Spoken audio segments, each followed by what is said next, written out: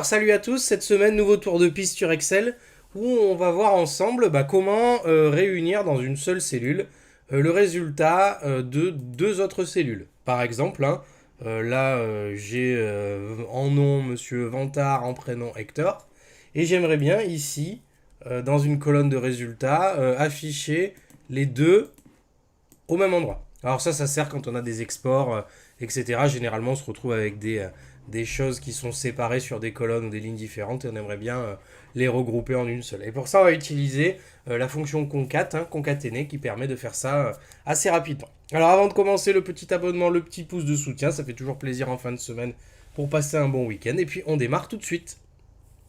Alors, j'ai un magnifique tableau avec des belles couleurs ici.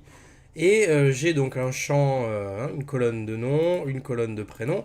Et j'aimerais bien ici réunir les deux en un seul. Alors pour ça, je vais utiliser une formule qui marche bien. Alors, j'aurais pu le faire aussi avec le symbole et, mais on se le garde pour plus tard. Moi, je vais utiliser la formule qui s'appelle égal concat. Comme ça, qui permet donc de concaténer, c'est-à-dire de réunir dans une seule cellule le contenant de deux autres cellules. Alors, je vous explique comment ça marche. Je prends la première, je mets un point virgule, je prends la deuxième et je fais entrer. Alors, en faisant ça, je me retrouve avec Vantard Hector, le pauvre, il s'est fait manger son nom. Il me manque bien sûr, comme vous le constatez, un petit espace entre les deux, parce que c'est vrai que c'est pas forcément très joli et ça va pas être forcément comme ça qu'on va faire. Donc je vais dégager ce truc là et on va le refaire ensemble en essayant d'ajouter un espace. Alors le début c'est pareil, égal, allez, il commence à écrire n'importe quoi, il est fatigué. Alors égal concat, comme ça.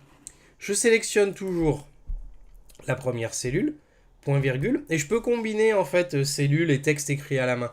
Je m'explique, je vais pouvoir par exemple ouvrir des guillemets, mettre un espace, fermer les guillemets, point virgule, et repartir sur une autre cellule et fermer ma parenthèse. Vous voyez, je peux très bien combiner contenu d'une cellule et ici texte écrit manuellement ou tout simplement un espace. J'ai plus qu'à faire entrer et nous voilà avec notre petit Vantard Hector qui a bien son prénom et son nom dans la même cellule. Là après, je tire ma poignée de recopie pour faire les autres et c'est réglé.